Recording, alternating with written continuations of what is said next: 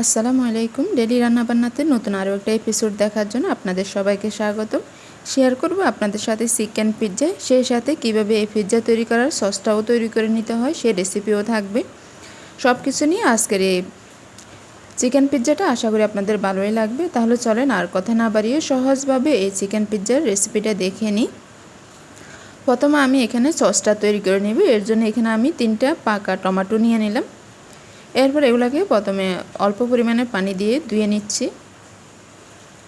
চেষ্টা করবেন পাকা টমেটোটা ব্যবহার করার জন্য। ধুয়ে নিয়ে নেওয়া কমপ্লিট। এখন পানিটা ফেলে দিব। আর এই টমেটোগুলোকে আমি হালকা একটু কেটে নিব। শুধুমাত্র স্কিনটা কাটবো, টমেটোর মূল অংশ কাটার কোনো প্রয়োজন নয়, শুধুমাত্র স্কিনটা কেটে নিলে হবে। এতে কিন্তু এগুলো আমি যখন সিদ্ধ করব খোসাটা ছাড়াতে সহজ হবে। তাই হালকা হাতে স্কিনটা একটু কেটে নেবেন। খেয়াল করলে বুঝতে পারবেন আমি ঠিক কীভাবে কেটে নিলাম। চুলে একটা পাতিল বসিয়ে দিলাম আর পরিমাণ মতো পানি দিয়ে দিব। এখন পানিটা টকবক করে ফুটা পর্যন্ত অপেক্ষা করব। যখন পানিটা এরকম ফুটা শুরু করবে তখন এর মধ্যে আমি কেটে রাখা টমেটোগুলোকে দিয়ে দিব। ঢাকনা দিয়ে ডেকে এগুলোকে আমি সিদ্ধ করে নিব কয়েক মিনিটের জন্য। একেবারে অতিরিক্ত সিদ্ধ করে নেওয়া যাবে না, 4 থেকে 5 মিনিট সিদ্ধ করে নিলেই হবে। যখন দেখতে পাবেন যে টমেটোগুলো এরকম ফেটে গেছে তখন এগুলোকে নামিয়ে নিলে হবে, আবার অতিরিক্ত সিদ্ধ করবেন না। আমি পানি থেকে তুলে এগুলোকে ঠান্ডা হওয়ার জন্য এক সাইডে রেখে দিলাম। ঠান্ডা হয়ে যাওয়ার পর আমি স্কিনটাকে তুলে নিচ্ছি। যদি ভালোভাবে সিদ্ধ হয় তাহলে স্কিনটা কিন্তু খুব সুন্দরভাবে উঠে আসবে।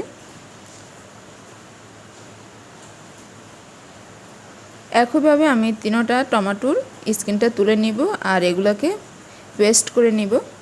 আমি এখানে ব্লেন্ডার ব্যবহার করলেও আপনারা কিন্তু হাত দিয়ে খুব ভালোভাবে চটকে নিতে পারেন।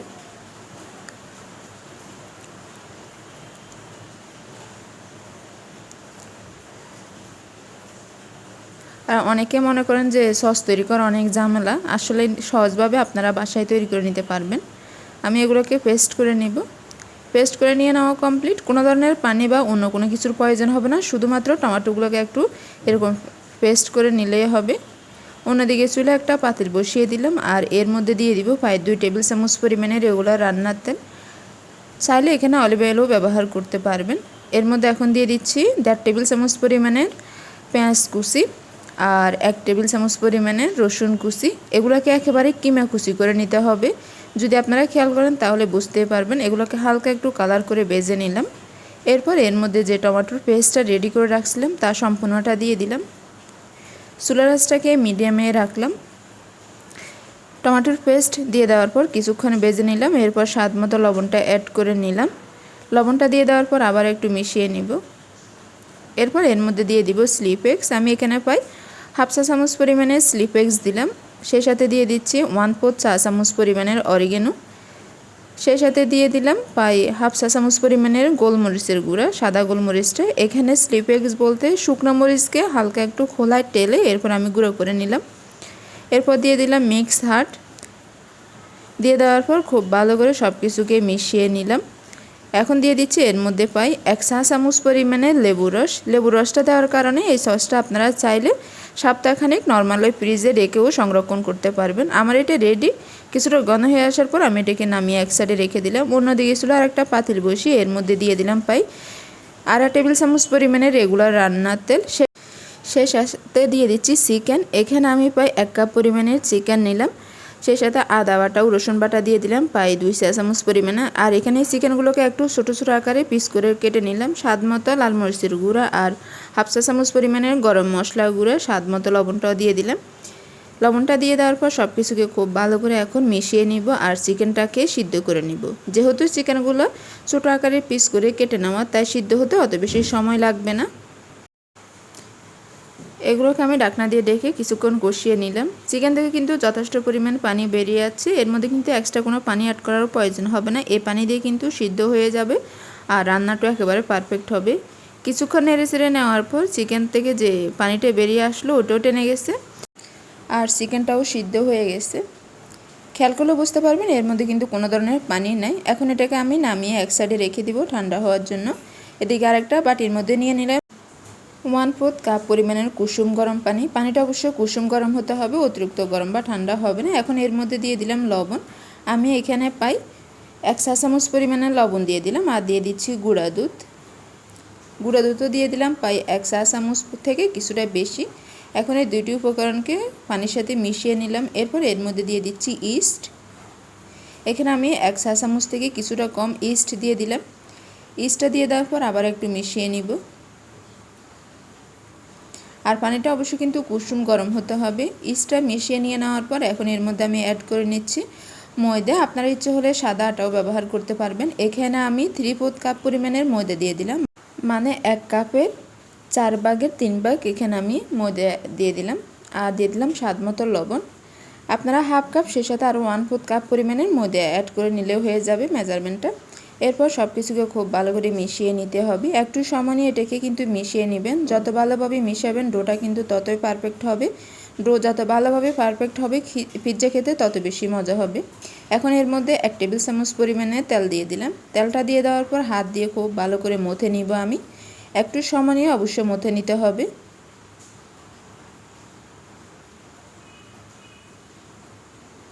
এ পর্যায়ে খুব ভালো করে এটাকে মথে নিলে পরবর্তীতে কিন্তু এটাকে আর অত বেশি মথে নেওয়ার প্রয়োজন হবে না, কারণ এটাকে আমাদেরকে আবারও প্রায় 1 ঘন্টার মতন রেস্টে রেখে দিতে হবে।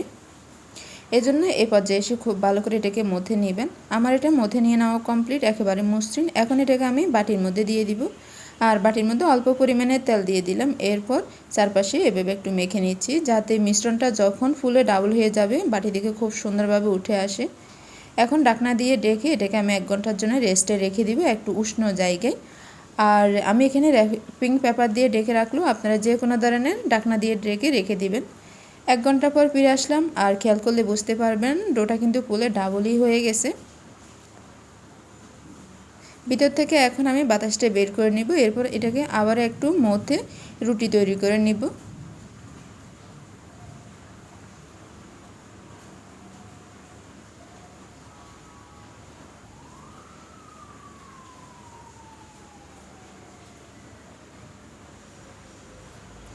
এখন এটা দিয়ে আমি রুটিটা তৈরি করে নিচ্ছি। রুটি বেলার সময় যদি আপনাদের কোনো ধরনের ময়দা অথবা তেলের প্রয়োজন হয় অবশ্যই ব্যবহার করতে পারবেন। আমি অল্প পরিমাণের ময়দা দিয়ে এটাকে প্রথমে একটু মথে এরপর রুটিটা তৈরি করে নিচ্ছি।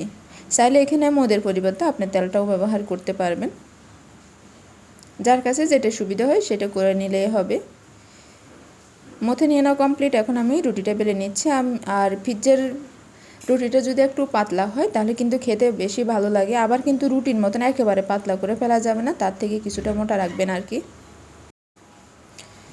আমি এটা রুটির বেলুনি দিয়ে বেলে নিলেও আপনারা কিন্তু হাত দিয়েও এই রুটিটা তৈরি করতে পারবেন। রুটি কিন্তু বেলে নিয়ে নেওয়া কমপ্লিট। এদিকে একটা স্টিলের আমি প্লেট নিয়ে নিলাম। আপনারা চাইলে পিৎজা তৈরি করার যে ট্রেগুলো আছে ওগুলো ব্যবহার করতে পারবেন। আমি এর মধ্যে অল্প পরিমাণে তেল মেখে নিলাম প্রথমে স্টিলের এই প্লেটটার মধ্যে। এরপর এখন রুটিটা দিয়ে চারপাশে যতটুকু সম্ভব একটু সমান করে নিচ্ছি। এরপর এখন একটা কাঁটা চামচ দিয়ে সম্পূর্ণ রুটির গায়ে এভাবে একটু কেসে নিব।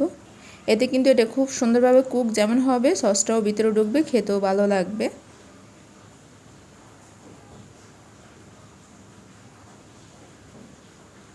এর মধ্যে এখন অ্যাড করে নিব যে সসটা প্রথমে রেডি করে রাখছিলাম তার থেকে পরিমাণ মতো সস, যে যেমনটা দিতে চান আর কি। তবে সসের পরিমাণ যত বেশি হবে খেতে কিন্তু তত বেশি টেস্টি হয়। যদি আপনারা এই সসটা তৈরি করতে না চান তাহলে এখানে শুধুমাত্র আপনারা টমেটো সসটাও ব্যবহার করতে পারবেন।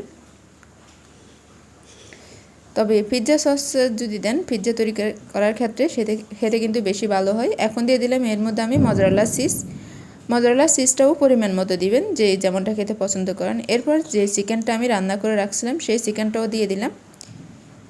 এখানে প্রতিটা জিনিসটা দিবেন হচ্ছে আপনাদের রুচির উপরে, যে যেমনটা খেতে পছন্দ করেন। আমি সম্পূর্ণ চিকেনটা এর মধ্যে দিয়ে দিলাম।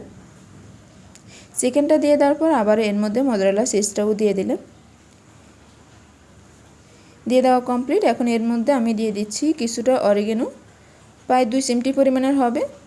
অরিগেনোটা দেওয়ার কারণ হচ্ছে এতে কিন্তু আপনি পিৎজা খুব সুন্দর একটা ফ্লেভার পাবেন, খেতে ভালো লাগবে। সামান্য পরিমাণে স্লিপ এক্সটাও দিয়ে দিলাম। স্লিপ এক্স দিয়ে দেওয়া কমপ্লিট। এখন এটাকে আমি ওভেনে বেক করে নিব। প্রিহিট ওভেনে এটাকে আমি 250 ডিগ্রি তাপমাত্রায় প্রায় 15 মিনিট বেক করে নিলাম। 15 মিনিটের মধ্যে কিন্তু এটা হয়ে যাবে। আপনার ওভেনের সর্বোচ্চ তাপমাত্রাটা দিয়ে করতে চেষ্টা করবেন, এতে কিন্তু কম সময় লাগবে আর পিৎজাটাও পারফেক্ট হবে। এখন এটা কেটে কুটে খাওয়ার পালা। এটা দেখতে যেমন সুন্দর, খেতেও আলহামদুলিল্লাহ দারুণ।